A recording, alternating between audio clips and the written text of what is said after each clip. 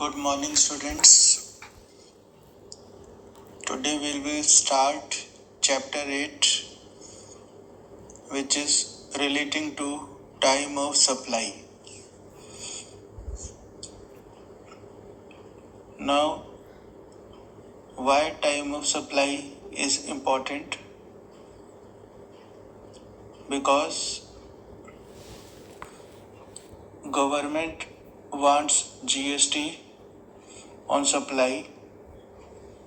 So question arises, when GST is payable on supply.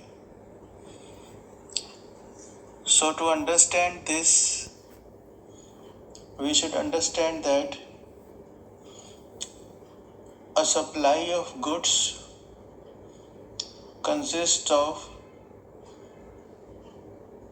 a number of activities or events.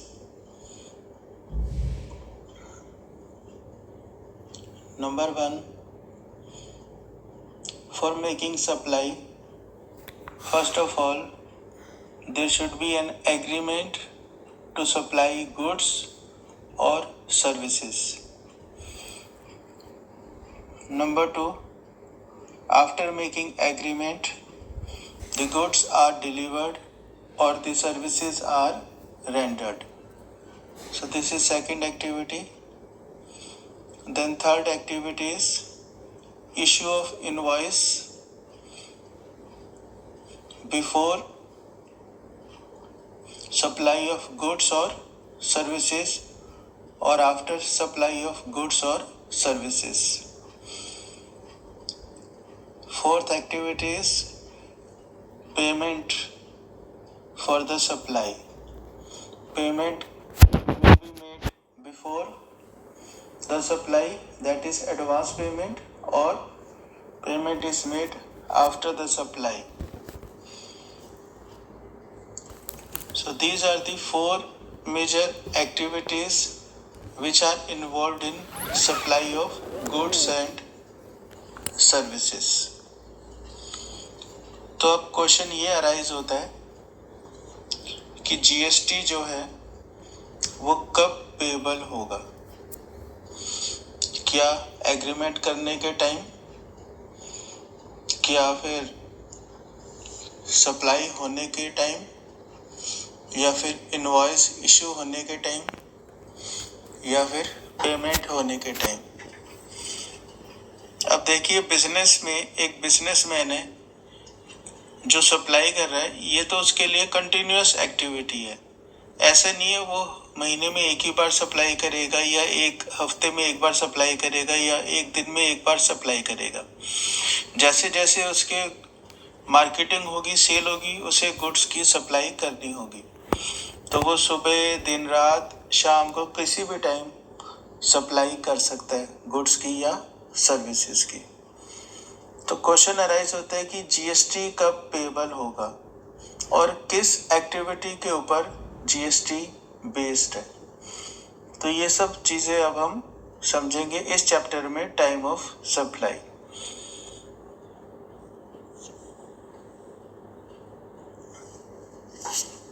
तो suppose करिए एक दिन में 10 बार goods की सप्लाई होती है, तो क्या हमें 10 बार जीएसटी पे करना होगा गवर्नमेंट को, या हमें एक दिन के लिए एक बार जीएसटी पे करना है गवर्नमेंट को, या एक हफ्ते में एक बार पे करना है गवर्नमेंट को, या एक महीने में एक बार पे करना है, या 3 महीने में पे करना है? कब पे करना है हमें? हमारी लायबिलिटी कब होती है जीएसटी पे करने की? तो ये सब बातें हमें समझ में आएंगी जब हम समझेंगे टाइम ऑफ सप्लाई क्या माना गया है लॉ में, और उसके अकॉर्डिंगली अब हम इसको पढ़ते हैं. तो इसमें पहली चीज तो ये समझनी है कि गवर्नमेंट जो जीएसटी है वो मंथली चाहती है. उसके अकॉर्डिंगली जो भी सप्लाईज आपकी जनवरी में होंगी, 1 जनवरी से लेके 31 जनवरी तक, उसके लिए गवर्नमेंट चाहती है कि आप उसका जो जीएसटी है, अगर आप रेगुलर रजिस्टर्ड पर्सन हैं तो आपको वो जीएसटी आपको 20 तारीख अगले महीने की उससे पहले पहले या उस डेट तक आपको पे करना है। मतलब जनवरी का जीएसटी आपको 20 फरवरी तक पे करना होगा। अगर आप उस डेट तक पे नहीं करते तो फिर आपके ऊपर इंटरेस्ट लगाया जाएगा और फिर आप रिटर्न भी फाइल नहीं कर पाएंगे। तो रिटर्न नहीं फाइल करने के लिए आपको लेट फीस भी पर डे के हिसाब से देनी होगी। और अगर आप कई बार ऐसा काम करते हैं कि टाइम पर आप जीएसटी पे नहीं करते 20 तारीख तक, तो फिर आपके ऊपर पेनल्टीज लगाई जा सकती हैं और प्रोसिक्यूशन भी हो सकता है। तो इसलिए हमें समझना है कि सप्लाई कब होगी, वो जनवरी में होगी या फरवरी में होगी या मार्च में होगी। जैसे अभी हमने कहा कि 4 मेजर एक्टिविटीज़ हैं एक गुड्स की या सर्विसेज की सप्लाई के लिए। एक एग्रीमेंट, दूसरा डिलीवरी, तीसरा इनवॉइस इश्यू होना और चौथा पेमेंट होना। तो कौन सा फैक्टर हमें समझना है कि जिसके बेसिस पर हमें जीएसटी की लायबिलिटी अराइज होगी।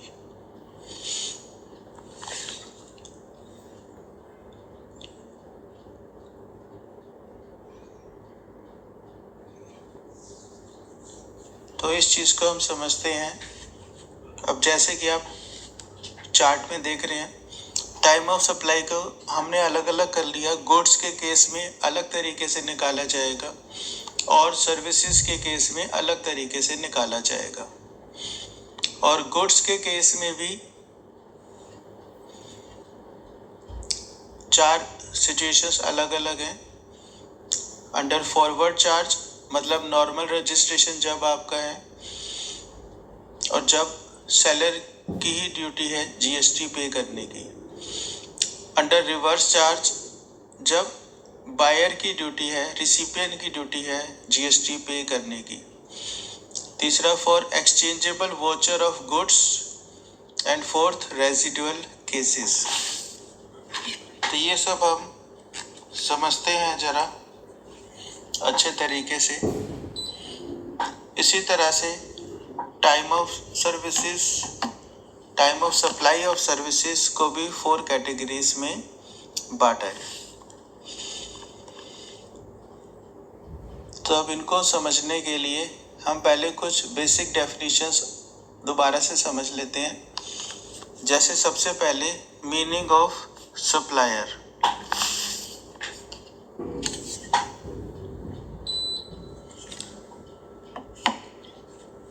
सप्लायर को डिफाइन किया गया है सेक्शन 2 सब सेक्शन 105 में। Supplier in relation to any goods और सर्विसेज और both shall mean the person supplying the said goods और सर्विसेज और both and shall include an agent acting as such on behalf of such supplier in relation to the goods और services और both supplied. तो मतलब supplier की definition में वो person जो गुड्स सप्लाई कर रहा है वो तो हो गई, साथ ही साथ उसके बिहाफ पर अगर कोई एजेंट सप्लाई कर रहा है तो वो भी सप्लायर की डेफिनेशन में कवर होगा। आगे देखते हैं definition of recipient section 2 sub section 93। तो recipient of supply of goods और सर्विसेज और बोथ को यहाँ पर 3 पार्ट में बांटा है अलग अलग सिचुएशंस के accordingly. The recipient of supply of goods और सर्विसेज और बोथ मींस ए पार्ट में where a consideration is payable for the supply of goods और सर्विसेज और both the person who is liable to pay that consideration. तो अगर supply के बदले में कंसिडरेशन तो मिलेगी, नेचुरल है। जब 2 डिफरेंट लोगों के बीच में सप्लाई होती है तो उस केस में कंसिडरेशन होना लाजमी है, ज़रूरी है। तो उस केस में जो पर्सन जो कंसिडरेशन देने के लिए जिम्मेवार है उसको रिसिपिएंट माना जाएगा। लेकिन कुछ केसेस में कंसिडरेशन नहीं भी होती, जैसे कि हेड ऑफिस से गुड्स जो हैं ब्रांच में जा रही हैं अलग अलग स्टेट्स में, या कंपनी ने अपने एजेंट्स को भेजे हैं गुड्स विदाउट कंसिडरेशन, कि जब वो सेल करेंगे तभी पैसा देंगे। तो बी पार्ट में where no consideration is payable for the supply of goods, the person to whom the goods are delivered or made available or to whom possession or use of goods is given or made available। मतलब जब consideration payable नहीं है तो वो person जिसको goods दिए जा रहे हैं उसको रिसिपिएंट मानेंगे, या जो गुड्स को यूज कर सकता है उसको हम रिसिपिएंट मानेंगे।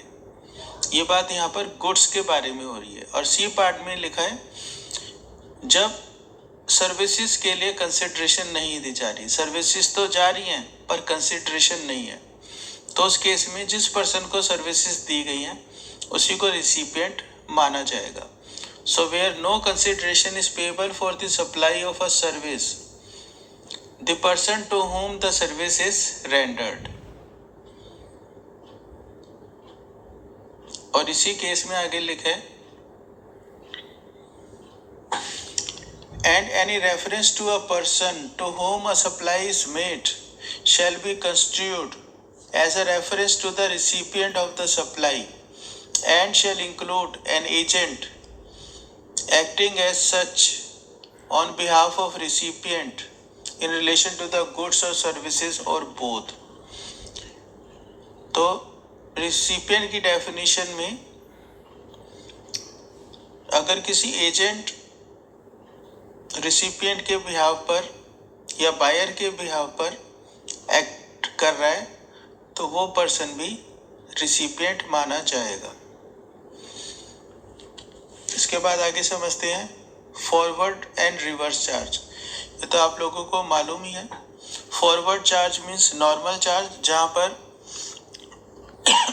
सेलर या सप्लायर की ड्यूटी है जीएसटी पे करना। तो नॉर्मली 99% केसेस में सप्लायर की ही ड्यूटी है जीएसटी एक्ट में कि वो जीएसटी पे करेगा।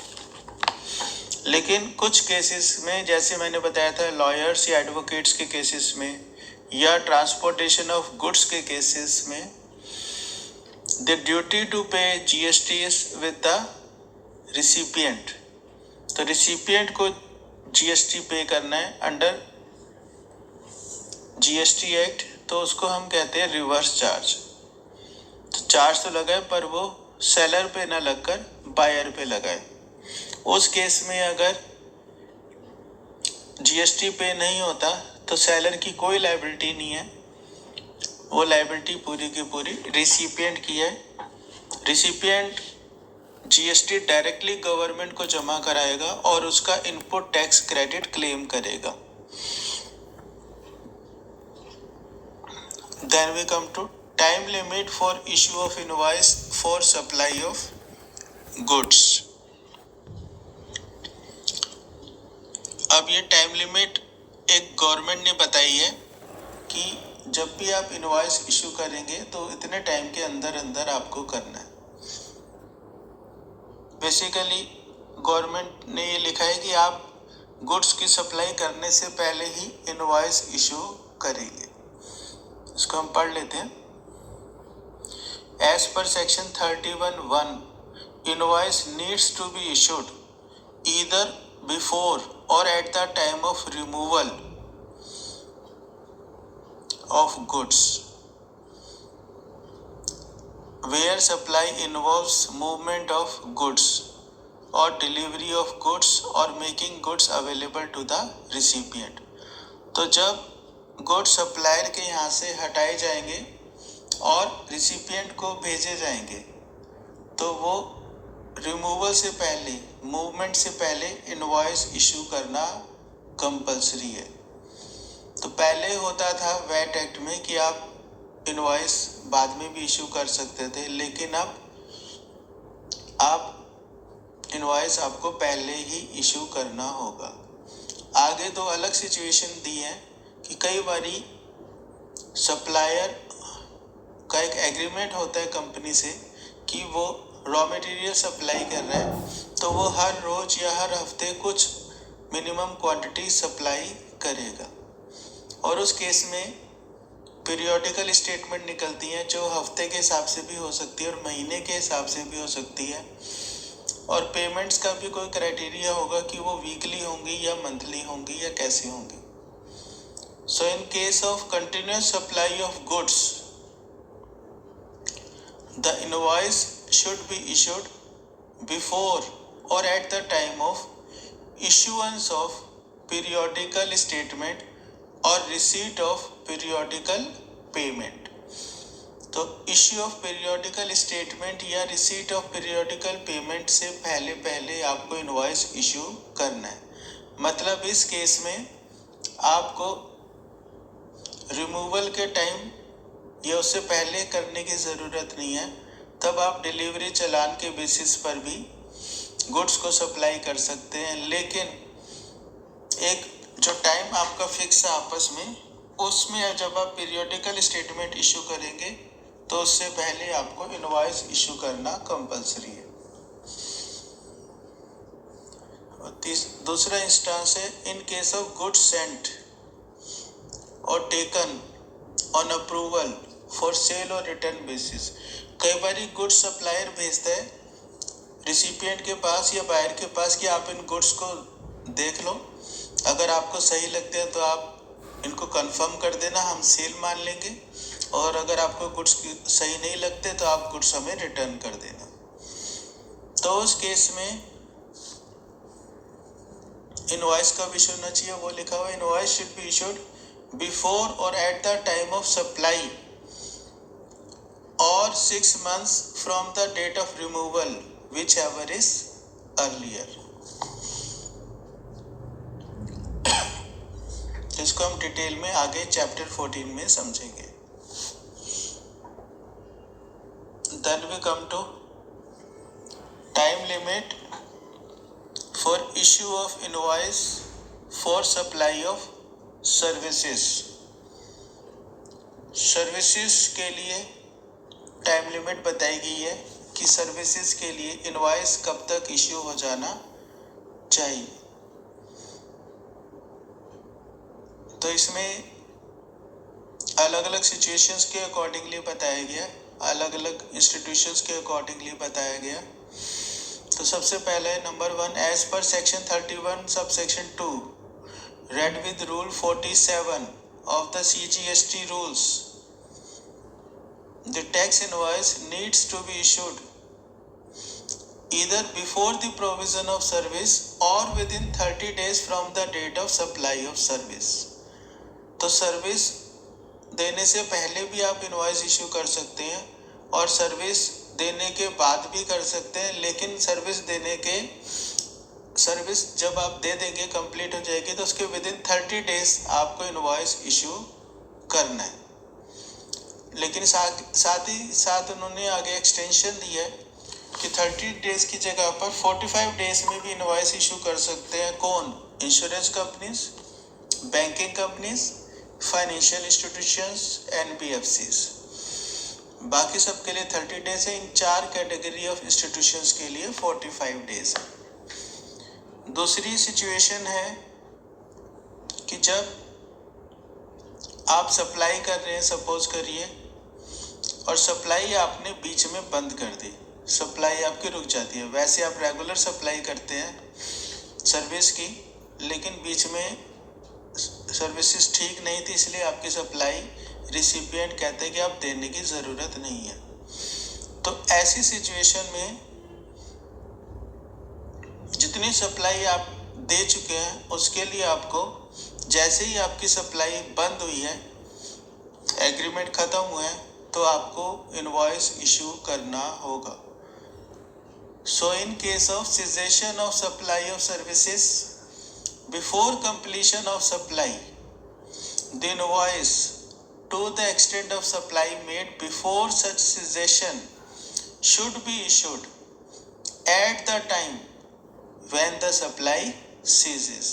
उसी वक्त आपको इनवॉइस इशू करना, अगर आपने पहले इशू नहीं किया तब।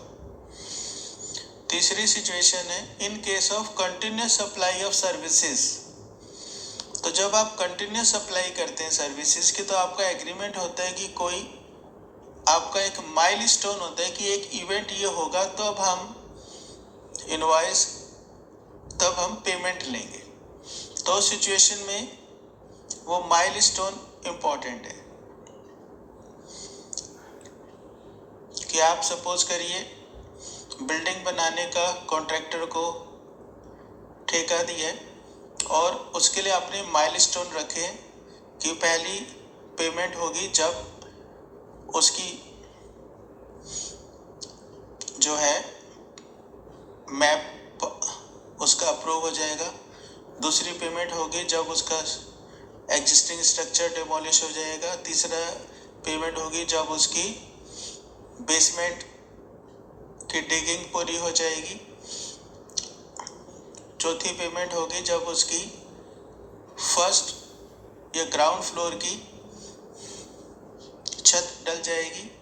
इसी तरह से आगे हर फ्लोर की छत डलने पर पेमेंट की जाएगी। तो उस केस में इनवॉइस का विषय होगा, वो लिखा है in case of continuous supply of services the invoice should be issued either on or before the due date of payment. Due date of payment जो भी आपने कही है, or before or at the time when the supplier of service receives the payment. अगर payment पहले आ गई है तो, or on or before the date of completion of milestone event when the payment is linked to completion of an event.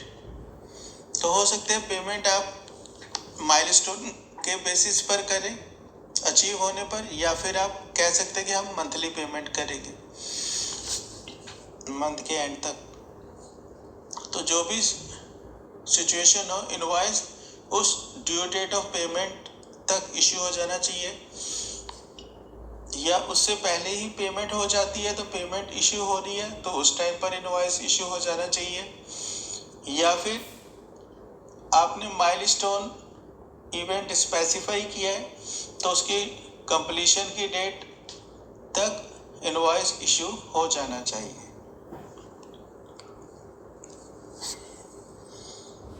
लेकिन in case of, चौथी situation है in case of insurance companies, banking companies, financial institutions, NBFCs, telecom companies and other notified supplier of services, उनके लिए time limit है quarterly. Invoice may be issued before or at the time of recording of supply in the books of account or before expiry of the quarter during which the supply was made. तो इन सब institutions के लिए invoice कब हो जाना चाहिए? जब आपने सप्लाई की रिकॉर्डिंग करी अपनी बुक्स में, मतलब जब आपने अपनी इनकम क्रेडिट की अपनी बुक्स में, या फिर आप क्रेडिट 6 महीने में करते हैं तो वो नहीं चलेगा, क्वार्टरली तो आपको करनी ही पड़ेगी। क्वार्टरली आपको जीएसटी पे करना ही होगा, क्वार्टरली आपको इनवॉइस इशू करना पड़ेगा। तो इस चीज को समझना है बहुत जरूरी। इसके आगे चलते हैं, एक और अभी आगे हम कंसेप्ट देखेंगे, date of receipt of payment. In case of forward charge where supplier is liable to pay tax, date at which payment has been received by the supplier is very important। अब ये date आगे relevant होगी, वो हम आगे देखेंगे, लेकिन ये डेट होती कौन सी है? तो date on which supplier receives the payment shall be the date on which the payment is entered in his books of accounts or the date on which payment is credited to his bank account, whichever is earlier। तो दो dates में से एक date जो earlier होगी वो आपकी date of receipt of payment supplier के पॉइंट ऑफ व्यू से मानी जाएगी। कि सपोज करिए सप्लायर के पास चेक आता है और वो चेक की एंट्री अपनी बुक्स ऑफ अकाउंट में कर देता है 1 जनवरी को, लेकिन चेक को वो बैंक में डिपॉजिट करता है 3 जनवरी को, और वो आप कंपनी के अकाउंट में क्रेडिट होता है 5 जनवरी को जाकर। तो यहाँ पे 2 डेट्स कौन सी देखनी पड़ेगी, 1 जनवरी जब उसने बुक्स में एंट्री में रिकॉर्ड किया, और या फिर 5 जनवरी। इन दोनों में जो भी अर्लियर डेट होगी उसे date of receipt of payment माना जाएगा।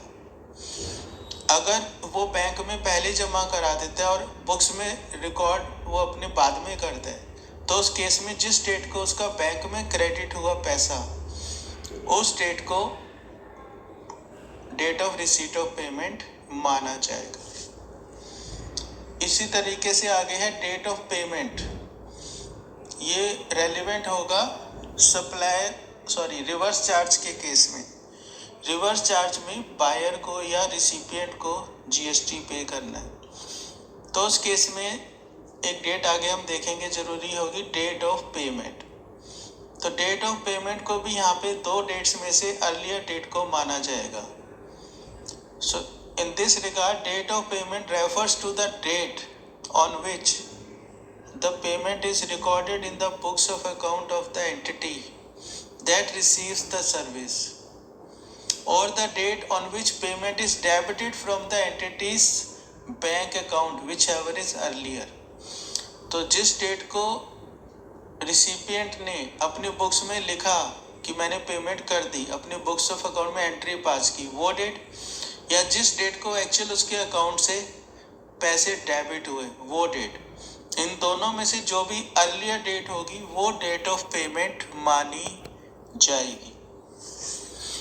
अगर वो चेक पहले दे देता है और एंट्री नहीं करता तो फिर date of debit in bank मानी जाएगी, और अगर वो पहले एंट्री कर देता है लेकिन चेक बाद में देता है तो उस केस में date of entry in books of accounts by recipient वो डेट मानी जाएगी। अब हम आगे समझते हैं वोचर्स। वोचर्स किसे कहें, क्योंकि सेक्शन 12 सब सेक्शन 4 और सेक्शन 13 सब सेक्शन 4 में लिखा हुआ है supply of vouchers by supplier. तो यहाँ पे ये वोचर हम अकाउंटिंग वोचर की बात नहीं कर रही, या ऑडिटिंग में जो हम वोचर कहते हैं उसकी बात नहीं कर रही। यहाँ पे हम उन वोचर्स की बात करें जो बिजनेसमैन या कंपनीज देती हैं कि एक तरह से उन वोचर के बदले आप गुड्स या सर्विसेज ले सकते हैं, चाहे तो फ्री ऑफ कॉस्ट ले सकते हैं या फिर कुछ पार्ट पेमेंट करके आप ले सकते हैं। तो जनरली कंपनीज कोई गिफ्ट देती हैं तो वो गिफ्ट में वोचर्स देती है कि जिससे आप कंपनी का कोई भी प्रोडक्ट खरीद सकते हैं, या फिर कंपनी की कोई भी सर्विस आप अवेल कर सकते हैं फ्री ऑफ कॉस्ट या डिस्काउंटेड प्राइस के ऊपर। तो उसको हम यहाँ पे वोचर कह रहे हैं। तो इस केस में वोचर्स भी 2 तरह के होते हैं। एक वो वोचर जिसमें ये क्लियर होता है कि कौन से प्रोडक्ट जो है वोचर होल्डर जो है बायर जो है कंपनी के ले सकता है, तो उसे हम कहेंगे आइडेंटिफाइबल वोचर्स। और कुछ केसेस में वोचर पे लिखा होता है अमाउंट, कि इतने अमाउंट तक के प्रोडक्ट आप कंपनी के ले सकते हैं, और इस डेट तक एक टाइम दिया होता है, 1 महीना 2 महीना, इस टाइम में आप ले सकते हैं। लेकिन कौन से प्रोडक्ट लेंगे ये उस पर ऑप्शन होती है, उसमें फिर बायर की या रिसिपिएंट की मर्जी है कि वो कौन से गुड सिलेक्ट कर सकता है। तो वो हो गए अनआइडेंटिफाइबल या नॉट आइडेंटिफाइबल वोचर्स। उस केस में रूल हम देखेंगे कैसे हम टाइम ऑफ सप्लाई डिसाइड करेंगे।